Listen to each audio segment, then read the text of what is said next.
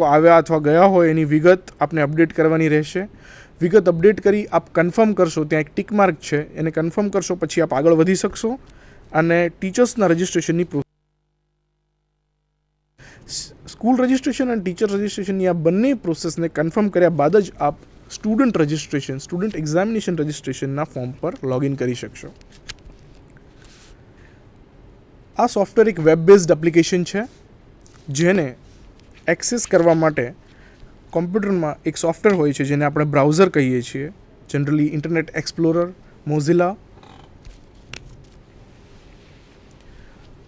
Chrome એવા browsers હોય છે અને we recommend you to use latest browsers and that is Internet Explorer or Mozilla અથવા ઇન્ટરનેટ એક્સપ્લોરરના કરંટ વર્ઝનને આપ યુઝ કરશો તો આપને મુશ્કેલી ઓછી પડશે. આપ જ્યારે પણ ફોર્મ ઓનલાઈન એપ્લિકેશન કરવા બેસો ત્યારે આપના બ્રાઉઝરનું વર્ઝન અપડેટ કરી લેવું. એવા પણ પ્રશ્નો આવે છે કે આપ જ્યારે ફોટોગ્રાફ ચેન્જ કરો, પ્રિન્સિપલની સિગ્નેચર, ટીચરની, વિદ્યાર્થીની સિગ્નેચર, ફોટોગ્રાફ વગેરે, તો એવી ફરિયાદ આવી છે કે અમારો ફોટો એનો એ જ દેખાય છે. દરેક કમ્પ્યુટરના બ્રાઉઝરની અંદર કેચ મેમરી કરી અને મેમરી હોય છે જે તમારા કમ્પ્યુટરમાં જ સેવ થાય છે. તો જ્યારે પણ આ પ્રકારની મુશ્કેલી આપને આવતી હોય ત્યારે કેશ જે હોય છે એ બ્રાઉઝરની ક્લિયર કરવાની રહે છે, એટલે એની અંદર સેવ કરેલા કન્ટેન્ટને ડિલીટ કરી નાખે છે. એ તમારે કરવાનું રહેશે. ઇન્ટરનેટ એક્સપ્લોરરમાં એ ઓપ્શન ટૂલ્સની જનરલ ટૂલ્સમાં ઇન્ટરનેટ ઓપ્શનમાં જનરલમાં હોય છે અને મોઝિલામાં એડવાન્સમાં નેટવર્કમાં હોય છે. આ માહિતી અમે વેબસાઇટ પર પણ મૂકીશું અને આપે આ રીતે ફોલો કરી અને આપ આને ક્લિયર કરી અને આગળ વધી શકો છો. હવે આપને બતાવીશું નવા ફિલ્ડ એડ કરેલા જે છે અમે સ્કૂલ રજિસ્ટ્રેશનમાં. એનામાં સ્કૂલ રજિસ્ટ્રેશનની અંદર યુડાયસ કોડ કરીને કોડ છે. આપ ક્યાંથી લેશો એના માટે આપના જિલ્લાના બીઆરસી અને સીઆરસી કોર્ડિનેટર્સ હોય છે જેની યાદી અમે યુડાયસ કોડના ફિલ્ડના એક્ઝેક્ટ નીચે લિંકમાં મૂકેલી છે, જેમાં એમના કોન્ટેક્ટ નંબર જિલ્લાવાર મૂકેલા છે. તો જો આપે આપનો યુડાયસ કોડ કલેક્ટ ના કર્યો હોય તો ત્યાંથી કરવાનો રહેશે. ત્યારબાદ ઓપન સ્કૂલના રજિસ્ટ્રેશનમાં અમે એક મહત્ત્વની ફેસિલિટી આપી છે. આ વખતે ઓપન સ્કૂલના સેન્ટરે પોતાનું એક્ઝિસ્ટિંગ રેગ્યુલર સ્કૂલનું જે કંઈ પણ ઇન્ડેક્સ નંબર હોય એ એન્ટર કરવાનો રહેશે ફિલ્ડમાં અને બાજુમાં બતાવેલ બટન પર ક્લિક કરવાથી આપની એક્ઝિસ્ટિંગ ઇન્ફોર્મેશન, ટ્રસ્ટની અથવા બાકીની ઇન્ફોર્મેશન જે અમારી પાસે ઓલરેડી અવેલેબલ છે એ ત્યાં આવી જશે અને બાકી રહેતી ઇન્ફોર્મેશન આપને ભરી અને આને સેવ કરવાનું રહેશે. ત્યારબાદ છેલ્લે જ્યારે આપની તમામ માહિતી અપડેટ થઈ જાય ત્યારે આપને એ ચેકબોક્સ પર કન્ફર્મ કરવાનું રહેશે કે આપે ભરેલી તમામ માહિતી સાચી છે અને સેવ કરવાનું રહેશે. ટીચર્સ રજિસ્ટ્રેશનની અંદર આ રીતનું ફિલ્ડ મૂકવામાં આવ્યું છે, જેમાં આપ જ્યારે પણ તમારી યાદી પૂરી આખી એડ કરી દો એ પછી આ ચેકબોક્સને ટિક કરી અને આપને કન્ફર્મ કરવાનું રહેશે કે આપે તમામ ટીચરોની માહિતી ભરી દીધી છે. એ સિવાય જે એક્ઝિસ્ટિંગ ટીચર્સ છે એમના મીડિયમ જો અપડેટ કરવાના થતા હોય તો મીડિયમનું ફિલ્ડ છે ત્યાંથી આપને આ અપડેટ કરવાનું રહેશે. ટીચર્સ અને સ્કૂલનું રજિસ્ટ્રેશન પત્યા બાદ આપ સ્ટુડન્ટ એક્ઝામ રજિસ્ટ્રેશન માટે જઈ શકશો. એના માટે હું હેન્ડઓવર કરીશ હેતાને, જે આપને HSC જનરલની ફોર્મ ભરવાની તાલીમ આપશે. હેતા. Good morning. સૌપ્રથમ તમને જે ઇન્ડેક્સ નંબર આપ્યા છે અને પાસવર્ડ આપ્યા છે તે ટાઈપ કરી અને તમે લોગિન બટન ક્લિક કરશો તો આ રીતનું તમને મેનુ દેખાવામાં આવશે. જનરલના ફોર્મ ભરવા માટે 12th સ્ટુડન્ટ જનરલ ઇમેજ ઉપર ક્લિક કરવાની. ત્યારબાદ તમારું એપ્લિકેશન ફોર્મ ખુલશે. સૌપ્રથમ તમે જે સ્કૂલ નંબર ઇન્ડેક્સ નંબર પરથી લોગિન કર્યું છે તે પરથી તમારો zone code, centre code, zone name અને સેન્ટર નેમ ઉપર આવી જશે. એ પછી તમારે ટાઈપ ઓફ સ્ટુડન્ટ સિલેક્ટ કરવાનું આવશે. રેગ્યુલર છે, રિપીટર છે, આઇસોલેટેડ છે. સ્ટ્રીમનું ડ્રોપડાઉન નક્કી છે કે એમાં 12 જનરલ, વોકેશનલ, ઉચ્ચતર, ઉત્તર બુનિયાદી સ્ટ્રીમ સિલેક્ટ કરવાની રહેશે.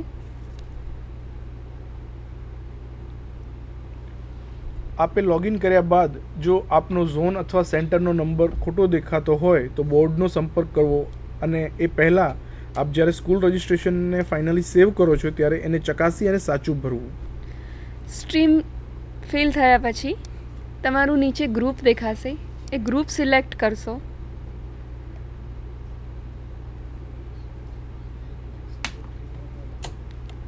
ત્યારબાદ ફોર્મ ભરવાનું સ્ટાર્ટ થશે. સૌથી પહેલાં આવે છે તમારી ઇમેજ, કેન્ડિડેટની ઇમેજ. તમે જે ફોટો તમારો સ્કેન કરીને રાખ્યો છે એ ફાઇલમાં બ્રાઉઝ કરી અને અપલોડ કરી શકશો. ફોટો તમારા નામથી જ સેવ કરો, જેથી કરીને બીજા સ્ટુડન્ટનો ફોટો બીજાના ફોર્મમાં અપલોડ ના થઈ જાય. આ રીતે. ત્યારબાદ સ્ટુડન્ટની જનરલ ઇન્ફોર્મેશનનું સેક્શન આવે છે. સ્ટુડન્ટની જનરલ ઇન્ફોર્મેશનમાં સૌથી પહેલાં એની સરનેમ છે, ત્યારબાદ એનું નામ, ફાધર, મધર અથવા તો સ્પાઉસનું નેમ, ત્યારબાદ એની ડેટ ઓફ બર્થ અહીંયાથી સિલેક્ટ કરવાની રહેશે. એ પછી તમારે મીડિયમ સિલેક્ટ કરવાનું રહેશે કે એ સ્ટુડન્ટ કયા મીડિયમનો છે. ઇંગ્લિશ, ગુજરાતી, હિન્દી, તમારા સ્કૂલમાં જે મીડિયમ ચાલતા હશે અહીંયા એ જ દેખાશે, એટલે તમારે એ જ મીડિયમ સિલેક્ટ કરવાનું રહેશે. જો ફોર્મ ભરતી વખતે આપને આપની સ્કૂલનું મીડિયમ ના દેખાય તો સ્કૂલ રજિસ્ટ્રેશનની અંદર જઈ અને પોતાનું મીડિયમ એડ કરવાનું રહેશે. એટલે પ્રક્રિયા શરૂ કરતાં પહેલાં આપે ધ્યાન રાખવાનું રહેશે કે આપના સ્કૂલમાં ચાલતા મીડિયમો આપે માર્ક કરેલા છે. ત્યાર પછી સ્કૂલ જોઈન ડેટ, એ ડેટ અહીંયાથી ફિલ કરવાની રહેશે. ત્યારબાદ GR નંબર જે ફરજિયાત છે, GR નંબર આપવાનો રહેશે, જે સ્કૂલમાંથી તમને યુનિક GR નંબર આપેલો છે તે. ફાધર્સ એન્યુઅલ ઇન્કમ અહીંયાથી સિલેક્ટ કરવાનું રહેશે. જેન્ડર, ડોમિસાઇલ અહીંયા રેડિયો બટનમાં સિલેક્ટ કરવાના રહેશે. આ વખતે જે નવા 4-5 ફિલ્ડ એડ કર્યા છે એમાં એક છે આધાર કાર્ડ નંબર. એ ફરજિયાત નથી, પણ જો તમારી પાસે આધાર કાર્ડ નંબર હોય તો એ નાખવો જરૂરી છે. એ પછી છે BPL નંબર. જો તમારી પાસે BPL નંબર તમારો અવેલેબલ હોય તો એને આ રીતે યસ કરી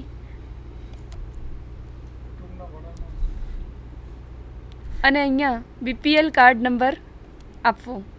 તે જ રીતે માઇનોરિટી કેન્ડિડેટ યસ કરી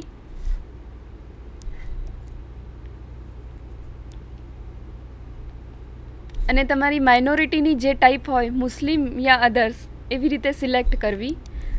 અને ચાઇલ્ડ ઓફ વિડો. આ બધી માહિતી ભર્યા પછી ફિઝિકલ ડિસેબિલિટીની સેક્શન આવે છે.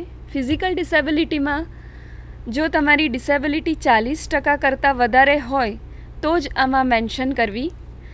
જો ફિઝિકલ ડિસેબિલિટી હોય તો યસ કરી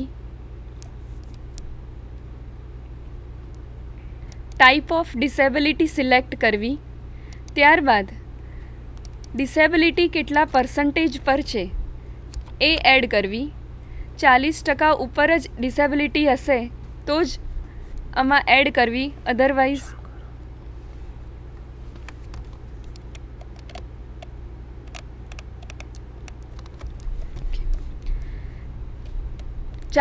ઉપર હશે તો જ આમાં ડિસેબિલિટી એડ કરવી, નહીં તો આમાં એડ કરવાની જરૂર નથી. ત્યારબાદ યસ કરી અને ડિસેબિલિટીનું જે સર્ટિફિકેટ હોય એ સ્કેન કરીને રાખી અને આમાં અપલોડ કરવું. આ રીતે.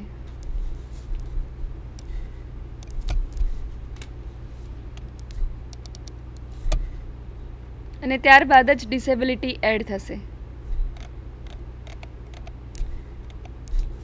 આ અહીંયા તમારી ડિસેબિલિટી એડ થઈ છે એ બતાવશે. ડિસેબિલિટીનું સર્ટિફિકેટ જે છે એ મેક્સિમમ 15 KBથી વધારે અને 200 KBથી ઓછું હોવું જોઈએ એની સાઇઝ. તો જ એ ઇન્સર્ટ થવા દેશે, અધરવાઇઝ આ ડિસેબિલિટીનું સર્ટિફિકેટ એડ નહીં થાય. તો તેનું ખાસ ધ્યાન રાખવું.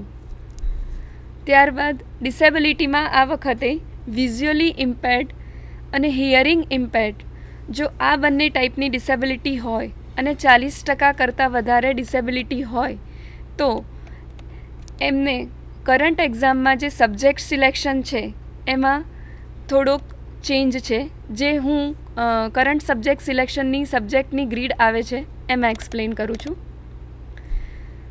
ત્યારબાદ કોન્ટેક્ટ ઇન્ફોર્મેશન આવશે. સ્ટુડન્ટનું કોન્ટેક્ટ ડિટેલમાં એડ્રેસ આપવું.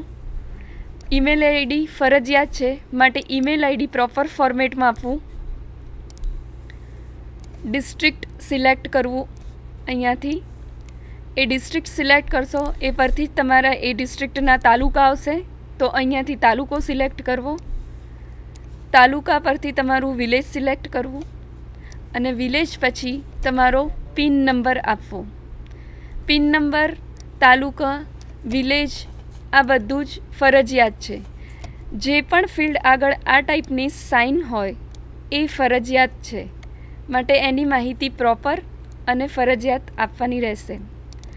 સ્ટુડન્ટનો એસટીડી ફોન નંબર હોય તો આપવો, અથવા મોબાઈલ નંબર જે ફરજિયાત છે એ આપવો. એના પછી સ્ટુડન્ટની 10મા ધોરણની ઇન્ફોર્મેશન ભરવાની છે. મંથ, કયા મંથમાં 10મું ધોરણ પાસ કર્યું એ યર આપવાનું રહેશે, કયા યરમાં એને 10મું ધોરણ પાસ કર્યું છે.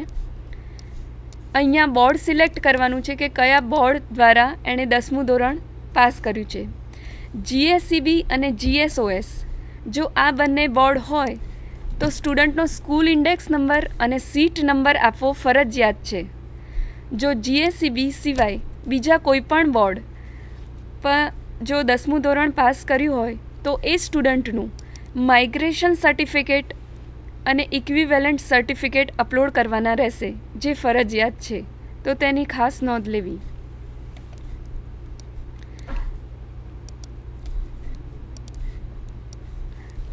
માઇગ્રેશન સર્ટિફિકેટ અને ઇક્વિવેલન્ટ સર્ટિફિકેટ, આ બંને સર્ટિફિકેટની સાઇઝ 15 કેબીથી વધારે અને 100 કેબીથી ઓછી હોવી જોઈએ. દરેક સર્ટિફિકેટ જ્યાં અપલોડ કરવાનું છે ત્યાં અમે ઇન્સ્ટ્રક્શન આ રીતે આપેલી જ છે, જેની ખાસ નોંધ લેવી.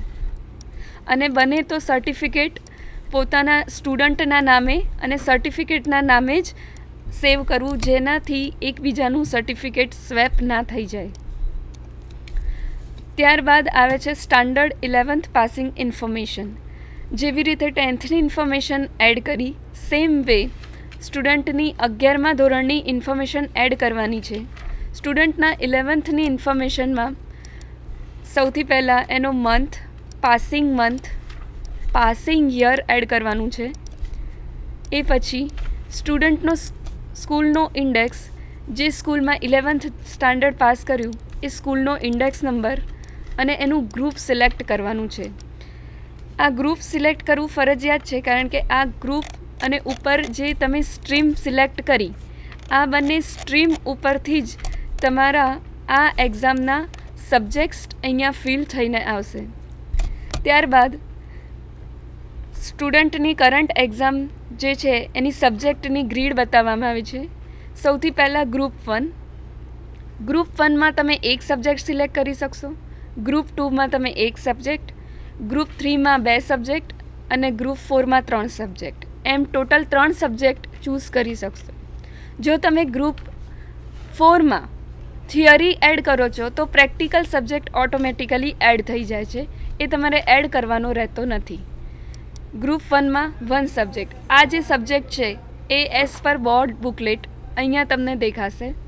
તમારા જે આવે છે સબ્જેક્ટ મીડિયમ પ્રમાણે એ સબ્જેક્ટ સિલેક્ટ કરી અને એને એડ કરવાનો રહેશે. ગ્રુપ 1ની અંદર અંગ્રેજી ફરજિયાત ભાષા તરીકે સિલેક્ટ કરવાની હોય છે. અંગ્રેજી માધ્યમના વિદ્યાર્થીઓ માટે ફક્ત ઇંગ્લિશ FL સિલેક્ટ થઈ શકશે અને અન્ય માધ્યમના વિદ્યાર્થીઓ માટે ઇંગ્લિશ SL એટલે કે સેકન્ડ લેંગ્વેજ સિલેક્ટ થઈ શકશે. Same way group 1, group 2, group 3 અને ગ્રુપ 4ના સબ્જેક્ટ આ રીતે એડ કરી શકાશે. મેં જે આગળ કહ્યું એ રીતે કે જો કેન્ડિડેટ ડિસેબિલિટી હોય, એમાં પણ વિઝ્યુઅલ ઇમ્પેર્ડ અને હિયરિંગ ઇમ્પેર્ડ હોય, તો એ સ્ટુડન્ટ માટે એક નવો રૂલ છે કે એ ગ્રુપ 2નો સબ્જેક્ટ છે એ છોડી શકે છે, ગ્રુપ 2માં કોઈ સબ્જેક્ટ સિલેક્ટ ના કરે અને એના બદલે એ ગ્રુપ 3 અથવા તો ગ્રુપ 4માં એક એક્સ્ટ્રા સબ્જેક્ટ લઈ શકે છે. જનરલી ગ્રુપ 2માં લેંગ્વેજ સબ્જેક્ટ હોય છે જે એ ના લઈ અને ગ્રુપ 3નો અથવા તો ગ્રુપ 4નો કોઈ પણ એક સબ્જેક્ટ વધારે ચૂઝ કરી શકે છે. આ રૂલમાં જો વધારે ડિટેલમાં માહિતી જોઈતી હોય તો બોર્ડનો સંપર્ક કરવો. વિષય માળખું આપને આપવામાં આવતી બુકલેટની અંદર મેન્શન કરેલું છે, જેમાં છેલ્લા 1 કે 2 વર્ષમાં કોઈ ફેરફાર નથી, જેથી એ જ વિષય માળખું આપને ફોલો કરવાનું રહેશે. અને આપનું શાળાનું જે માધ્યમ છે એ આપની હંમેશા first language as a language select કરવાની રહેશે.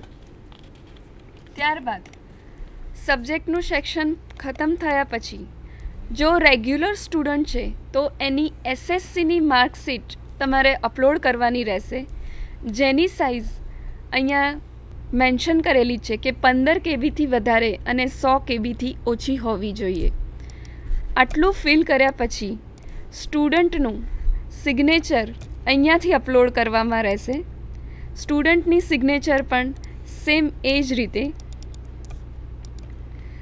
ફોટો અને સિગ્નેચર અપલોડ કરતાં ખાસ એ ધ્યાન રાખવું કે ફોટોમાં ફેસ બરાબર દેખાવો અને સિગ્નેચરમાં તમારી સિગ્નેચર પ્રોપરલી દેખાવી જોઈએ. ઘણી વખત આ પ્રોબ્લેમ થાય છે, જેના લીધે ફોર્મ રદ કરવામાં આવશે. આટલું પ્રોપર માહિતી ભર્યા પછી તમે આ એપ્લિકેશન છે જે સેવ કરી શકશો. આ એપ્લિકેશન સેવ કરશો તો તમને એક તમારો સ્ટુડન્ટ આઈડી નંબર અને એપ્લિકેશન જનરેટ થશે, જે અહીંયા પણ દેખાશે અને પોપઅપ વિન્ડોમાં બી આવી જશે, જે તમારા બુકલેટમાં અથવા તો તમને યાદ રહે એવી જગ્યાએ નોંધી લેવો ફર્ધર રેફરન્સ માટે. આ એપ્લિકેશન જોવા માટે સર્ચ અને એડિટમાં જઈ યર તમારું સિલેક્ટેડ આવશે. તમે જે સ્ટ્રીમમાં એપ્લિકેશન કરી છે એ સ્ટ્રીમ સિલેક્ટ કરી સર્ચ બટન ક્લિક કરશો